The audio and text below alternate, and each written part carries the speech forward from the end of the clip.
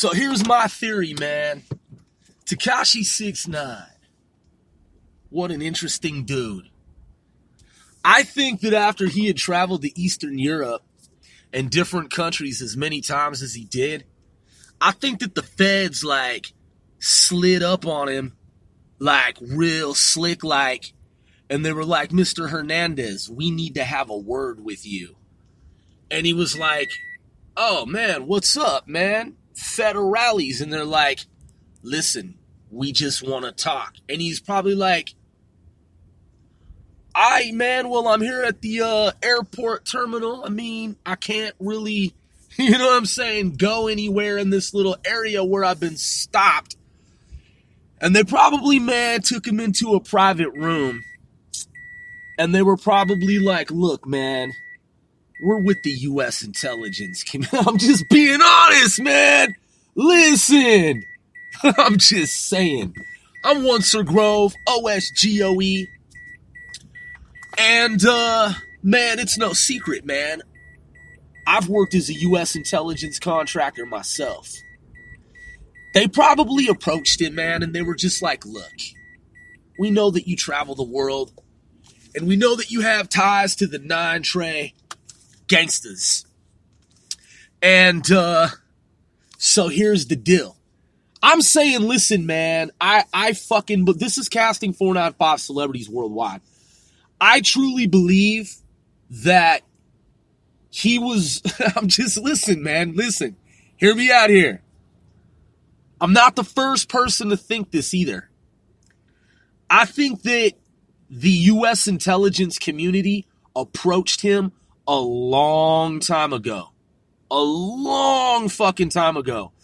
Because, man, look, when he was trolling the internet, right? Quote, trolling the internet.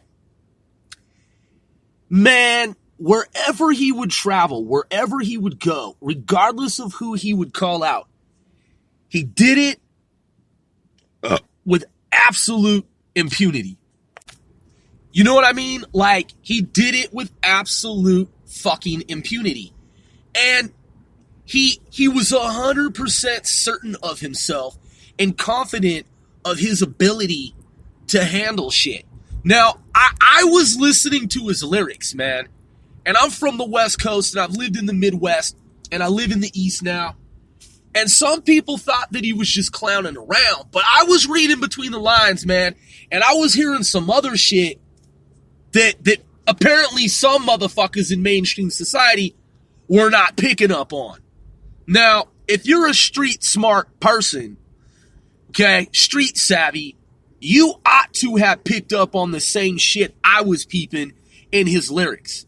I always knew that Tekashi 6ix9ine was not a joke. I always knew that whatever he fucking portrayed on camera, right, however ridiculous it seemed to some people, even his word choice where he would roll with the ebonics and whatnot, right? Sometimes he would kind of stumble on his words, right? Which led some people to put him in the category of mumble rapper, even though when he raps, he's technically not a mumble rapper. He's not even close to mumble rapper. I've talked about that before. But I knew he was playing up the stumbling on words. And I knew that the shit was staged up, in terms of covert black ops type shit. Because I've seen those types of operations before.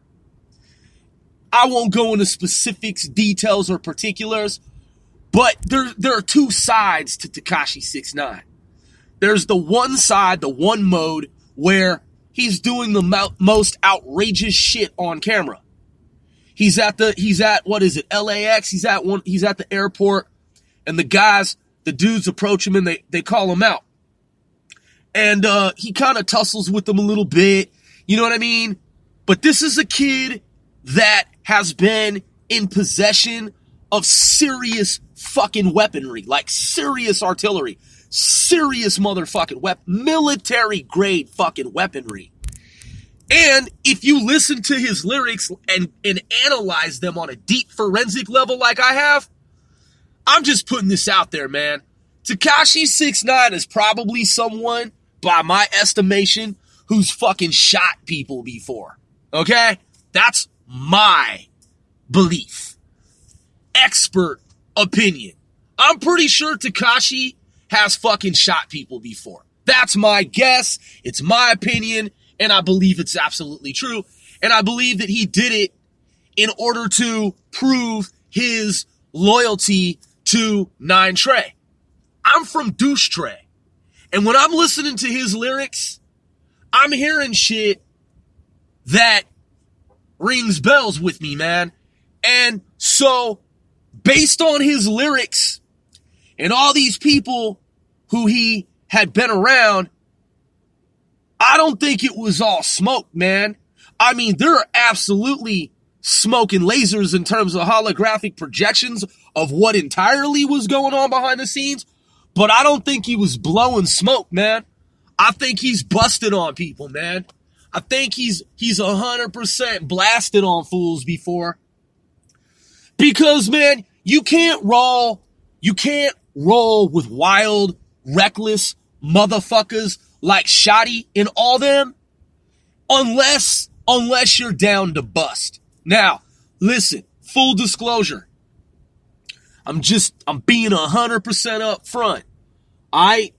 So when I was initiated into Bloods, when I was younger, when I was wilding out, when I was misguided as a youth, before I became a U.S. intelligence contractor, when I was doing brazen, reckless, stupid shit, when you become a bona fide member of a gang, you have to put in work, depending on how you enter the gang. Some people become gang just simply by association.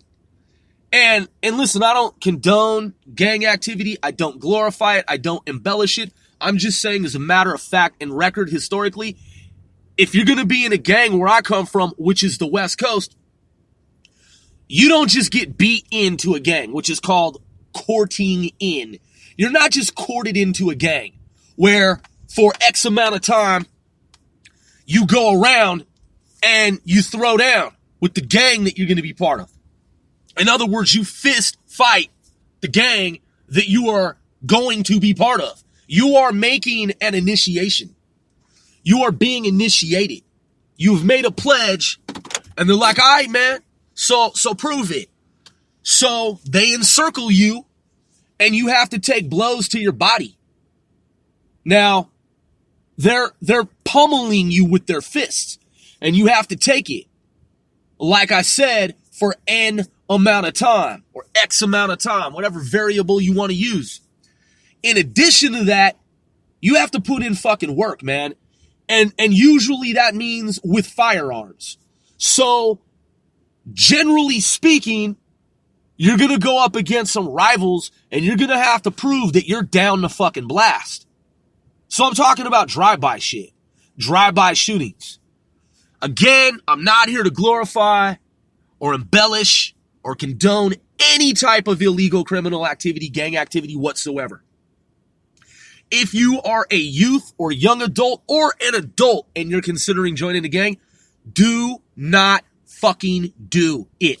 Listen to my voice, observe, sense my energy, and think to yourselves, does Grove sound insincere or disingenuous when he says, if you are considering joining a gang, do not do it?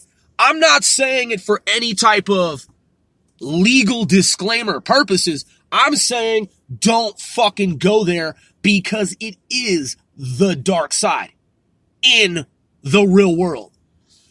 It is some nightmare shit, some dark side for real, in the real world type shit. So anyway, the point is, I'm listening to his lyrics, assessing, evaluating, analyzing, dissecting, deconstructing. And I'm like, man, this dude is really doing this shit. I know he's on camera. I see people in threads in the blogs, and they think that he's just like being silly, wacky, goofy, like he's clowning around, right? That's his on-stage persona. behind the scenes, he's on some dark side shit with these niggas doing dark shit, dark side shit. And I know that he's not rolling with these dudes, or rather, I know that he's not rolling with these dudes without busting shots at fools. Based on all the evidence, information, all of the intel gleaned, this dude was doing this shit that he was talking about. I know he fucking was.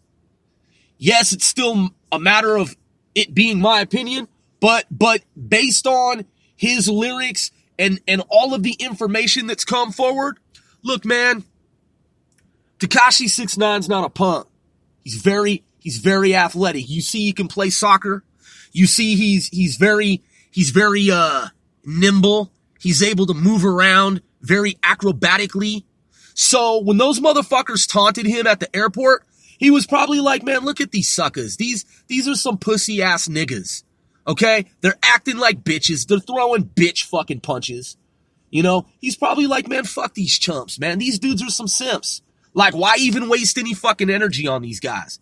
You know, you're not going to sit there and let somebody hit you. I mean, you might. You know what I'm saying? If someone throws like a pussy punch, you're going to like, all right, let me move out of the way. This motherfucker's acting like a Neanderthal. He's trying to throw some bolos and shit, trying to land some punches. He just got off the plane, man. He's probably like, man, look at these motherfuckers trying to call us out, man. I ain't trying to be involved with these suckers right here. If they were back in New York, man, and I had the fucking arsenal on me, man, we lay these niggas down, man. We just ice these fools. We lay these motherfuckers down flat like a doormat, okay? But, man, I just want to enjoy myself. These motherfuckers is some bitch-made niggas, some pussy-ass niggas throwing bitch-made punches. I mean, them niggas look like bitches, though. They did. Absolutely. Man, if you come from any type of hard knocks environment, any type of urban landscape, or any type of suburban knuckle brawling, whatever fucking, man, them dudes, that fight at the airport look corny, man. It was some cornball shit. Some people would look at it through a different lens and they'll be like, oh, Tekashi 6ix9ine, he was getting behind them dudes. You know, he wasn't really fucking engaged in the fight, man. He wasn't really involved. I think that dude's a pussy. I think he's weak. Look how he was paying people to like go and like shoot at their rivals and stuff like that. They're not even keen enough, these people. They're not even keen enough to realize that Tekashi was delegating those tasks. Yeah, he was dodging some punches. Like, man, nigga, just get the fuck away from me, man. My gang, man, you know, these niggas might fight you. They might have a little bit more, you know what I'm saying, desire to fucking go some rounds with you, man, but I ain't trying to be about that right now. You know what I mean? And straight up, man, so he just avoided the situation. And then, when it came to handling rivals, he's like, yo, I'm a boss, so kind of like the movie Eastern Promises. Eastern Promises, the movie. Kind of like the movie Eastern Promises. No spoiler, but definitely a spoiler alert. He was delegating to the people around him when he had the power and the ability to do so. He was like, yo, I can handle this shit myself. I'm just going to pay these niggas to do this shit and see how loyal they are. You know what I mean? Test of loyalty. A lot of people don't understand that. They don't see it the way I see it. They don't recognize or realize that information. It's never occurred to them until I frame it in such a way and put it into clear, you know, focus for them as the pieces of the puzzle emerge and come together. So you can see how, based on my theory, Tekashi 6ix9ine had the power, he had the money, he obviously had the acrobatic physical skill and dexterity had he wanted. If you're familiar with his athletic prowess, he's quite a dancer. He really is, and a soccer player. And he was hitting the gym, if you didn't notice that, quite regularly. So he was staying fit and had clearly the ability, based on everything you can see on camera, to dance fucking circles around those dudes had he wanted to. And had access to arsenal and weaponry had he chosen to lay some of these motherfuckers down. His encounter with Harv, I've already discussed that, man. I've already talked about that at length. Tekashi easily could have fucking crept up on Harv and laid Harv down. He knew that Harv posed a threat, and so did all these motherfuckers around him. And there were weapons all around him. I'm sure there were times when Shotty was passed out from boozing and smoking and drinking, and his strap was sitting right there. You know what I mean? And Tekashi's probably just like, well, I'm part of this gang, and I'm loyal to these guys, man, and I gotta look out for them.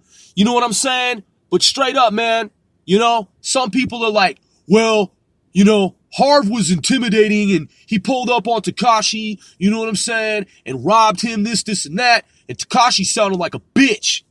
He didn't sound like a bitch to me, man. He sounded like a rational dude. Tekashi's like, yo, what's up, man? I'm fucking scared, bro. Like, why is this a scary situation? Like, let's think this shit through, bro. Like, why are you doing this, man? How much fucking money you want? I've been trying to get at you, man. I'm just being honest. For the record, numbers were changed and shit, but the universe knows I've been trying to get a hold of you. Lack of coordination, communication with Shotty and whatnot is a middleman. Look, man, why we even gotta go here, man? How much money do you want from me? That's what a rational person says. That's how a rational person behaves. If Tekashi would have dusted Harv, just, gone balls to the wall and said, you know what, man, fuck this motherfucker. He threatened me. I know who it is. It's one of my own peoples and shit. I'm going to blast on this fool the next time. You know what I'm saying? I have the energy to fucking pull up on him. I'm just going to blast on him. And we'll see how that shit plays out. Life or death. You know what I mean? Will Harv survive? We'll fucking find out, man. But I'm going to blast on this fool. Not at him. Blast him. Okay? Not some scare Chief Keef when he's at a hotel by bucking off some rounds in his general direction, but not intending. They weren't trying to actually kill Chief Keef. You know why? You know why? Because they knew if they did, it would bring a gang of motherfuckers from Chicago up into New York in a retaliatory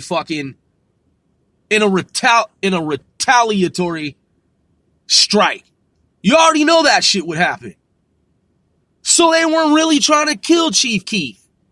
Some motherfuckers is just stupid, man. They don't understand that shit, okay? No, he didn't miss accidentally. Come on, man.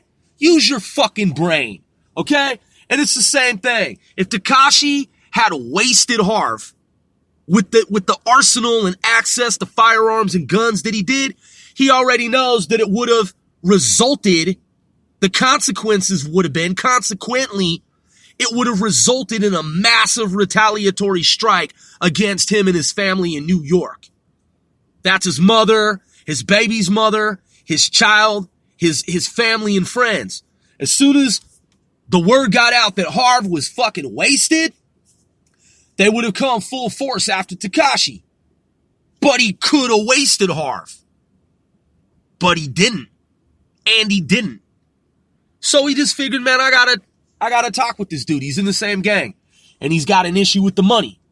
And he just told him the truth. He's like, yo, man, this is a scary situation for us, man. I'm fucking scared. What's up, bro? This is getting dark and scary, man. Grown-ass man admits his feelings and shit. And there appears to be a fucking problem here, man. I've got a child. I've got a mother. You know what I'm saying? And a family. What can we fucking do? At the same time, he's probably thinking, yeah, this dude's here. Yeah, he has a firearm. He's brandishing, He wants to, bust caps. But, he might slip and fucking bust his fucking face open. And then I'll just take his strap and riddle his fucking body with bullets. Anything can happen in this situation like that. He might pull the trigger in the world of fucking hyperphysics. The shit might not fucking work. You never know. Shit might fucking ricochet and shoot himself in the fucking dome. You never know. There's a zillion different myriad infinite things that can fucking take place. So he's probably just like, look, man, this dude's being a fucking problem. He's like, what's up, Harv? I'm scared, man. Yeah. Deep cover, black ops, U.S. federal fucking government, man. I'm scared. What's up, bro? You're wired up. You're on surveillance, man. Everything's being recorded. What's up, bro? You got the strap? Oh, man, I'm scared for my life. How can I help you tonight? Huh? You want 100,000? You know, just chill with me tonight, man. We'll hang out and shit. Kick it like the old days, man, and I'll hit the bank. I'm going to get you that money. Meanwhile, everything you're on video and audio surveillance and all this shit is recorded. Yeah. So what's up, bro? Unacknowledged deep black operations, special access programs, deep cover asset. I'm just saying, man, the feds had been surveilling these guys years before Tekashi came along. If I were the federal agents, because, you know, I don't want to say if I were the feds, I'm a federal contractor. So point is, if I were those federal agents, and I knew that Tekashi was going to all these different countries after he connects with these guys, I'd be like, okay, so Tekashi's going to all these different countries and he's setting up drug arrangements and other whatever black market channels, avenues, connections, contacts, distribution routes, agreements, accords, and so on and fucking so forth, etc. Okay, we need to speak with him immediately because we need eyes on the ground in all of these countries that he's going to, and with regard to all these people who he's communicating with. So it would have made more logistically of a strategic sense for the feds to wire up Tekashi on some U.S. intelligence, foreign intelligence level shit prior to when the media depict, characterize the situation in which it was believed by mainstream society that Tekashi was first approached by the feds after the information that came across the wire regarding the imminent threat supposedly against him. I don't know that those dudes were actually going to carry out some shit against Tekashi. They were talking about it, you know, how fucking real was it? How serious, grave of a threat was it really? You know, Shotty was a disloyal motherfucker. I don't know that he really wanted to kill Tekashi, but people were putting it to him that might have to happen. So it's in his mind. And, you know, I think he was on the fence, but at the same time, he's a fucking thief. You know what I mean? And he's a wannabe robber baron. You know what I mean? Snow Billy even said so himself. And then the evidence is fucking there that he was, you know, attempting to, he's stealing money from fucking Tekashi, man. And, so it would only make sense from a strategic standpoint to insert themselves, the feds that is, at the time that the feds learned that he was going to and from Eastern Europe and different countries. They could tap a cell phone and they could listen to him via satellite and underground, underwater cable, you know, transatlantic cable. They could listen to him on the wiretap, but that would only give them limited information. Now, I know that the British government has come out, GCHQ, government communications headquarters, and has revealed that people who are targets, who they think that their phone is turned off because the power is off, well, GCHQ and CIA and NSA and DIA and Echelon, they can make it appear as if your phone's totally fucking powered off, but it's not. Oh, yeah. Yeah, your phone can look like it's 100% fucking powered down. And by all observation, ostensibly, your phone has no power to it. But it does. And they're listening to every fucking thing that you say. Your smartphone is bugged because it is a bug, and it's in the room, and it can hear clear across the fucking room. But if his phone is left somewhere, that is Tekashi 6ix9ine's, and he then gets in a vehicle, and it's in Eastern Europe, and those dudes don't have phones with them, and they go down some road to some remote location because they're fearful that their communications are tapped. Well, the feds would have had him wired up so that he could gain intelligence in those different countries. I mean, that would have been a strategic advantage for the U.S. intelligence community. And to think, and knowing what I know about our government, it fucking spammer, fucking goddamn robo fucking reject, nothing better to do but sit around and panhandle over the telephone lines. Fucking grown-ass people, dude, robocalling, trying to scam people over the internet. Fucking worthless human trash garbage. So, it would have been a strategic advantage for the U.S. intelligence community to insert itself during the times that Tekashi was traveling to, or has traveled to foreign nations, and had a chat with him, spoken with him, and briefed him on matters of strategy, and basically given him an opportunity, a deal that he could not refuse. Basically, CIA level cooperative agreement type activities, because it all trickles back to the U.S. Central Intelligence Agency. It really does. Any intelligence of a foreign nature trickles back to CIA. So, when Tekashi 6ix9ine is in foreign lands and he's communicating with members of different, say, drug cartels, drug conglomerates, drug consortiums, drug net distribution networks, even if it's on the surface just DEA, FBI, Homeland Security, and other detectives right here, New York, counterterrorism, even if that set of data looks like just the preceding agencies and organizations that I mentioned, that intel ultimately trickles back to CIA, gets piped back, fed back to Langley. That's right, to Langley. Because CIA is in charge of all foreign intelligence information. That's what CIA does.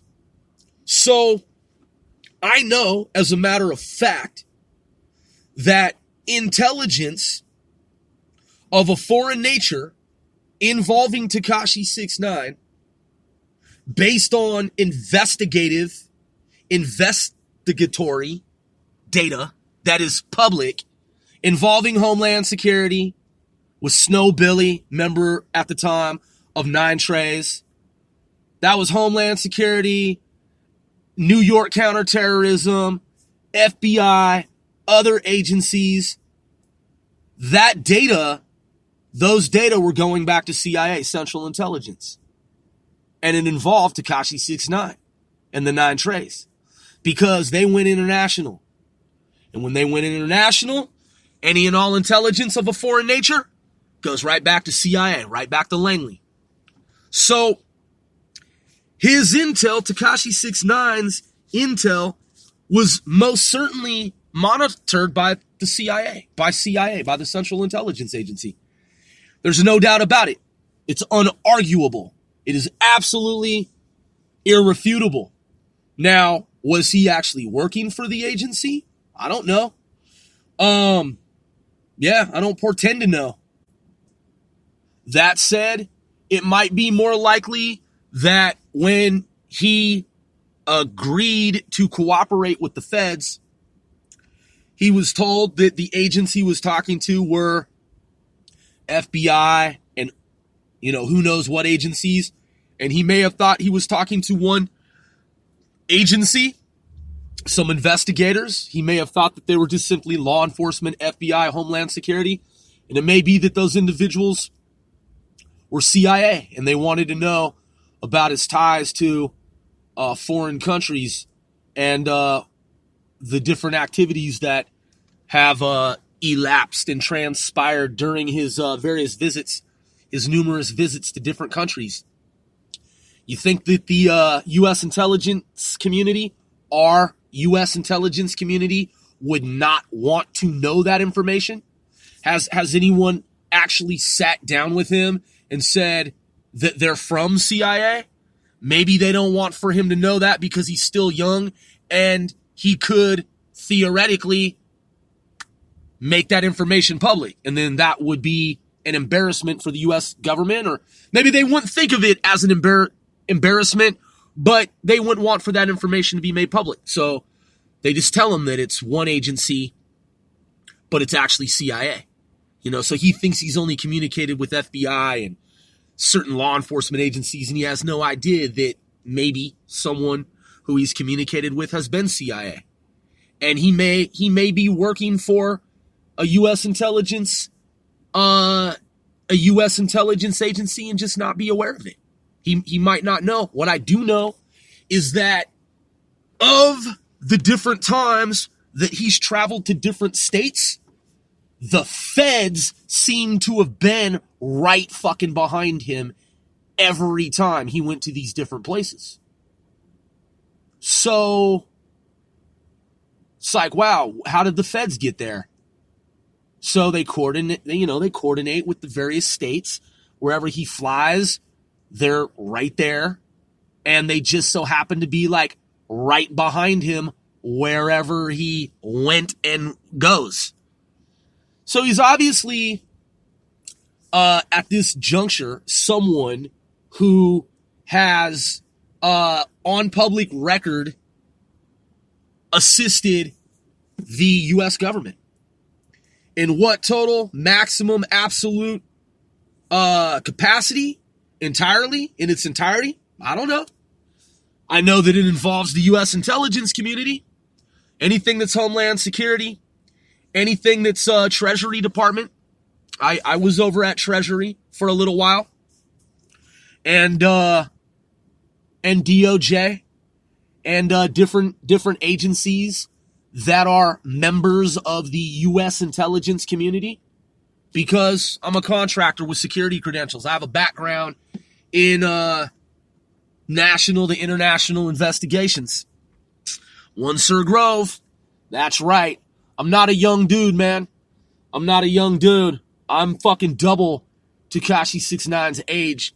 So I'm just simply saying, man, that after 9/11, man, and after so many years of college and university, I became a paid contractor with U.S. intelligence. And so in that regard, I know, based on what I've seen, that the theory that Tekashi 6ix9ine was working as essentially an agent, however you want to, in the legal sense of that all, in the dictionary legal sense of that, however you want to interpret that. Some people may say, confidential informant or CI. Maybe he wasn't a CI per se. Maybe there's a little bit more to the CI than low level CI. Maybe he's an actual operative. Maybe he's an actual agent. Maybe he made it up to agent. Maybe, man, the feds came up to him a long time ago and they were like, look, dude, you're in a lot of trouble, kid. And we need to have a serious motherfucking discussion. And maybe they gave him an opportunity, man, to become a full-fledged agent. And maybe the whole time, man, maybe he was just playing those motherfuckers, man. You know, because he's like looking at his life, you know, growing up in New York, impoverished, poor, around a bunch of fucking traitors, you know, people who he already knows based on their actions. They're disloyals. They claim that they're fucking, you know, true to the code and shit of the gang and shit, the B code. You know, they're sticking to that, supposedly. But he knows the truth about them. He knows that they're just some dirty motherfuckers, man, that are just trying to play everyone. They're out for themselves, you know, no honor among thieves. Maybe he was like, you know what, man?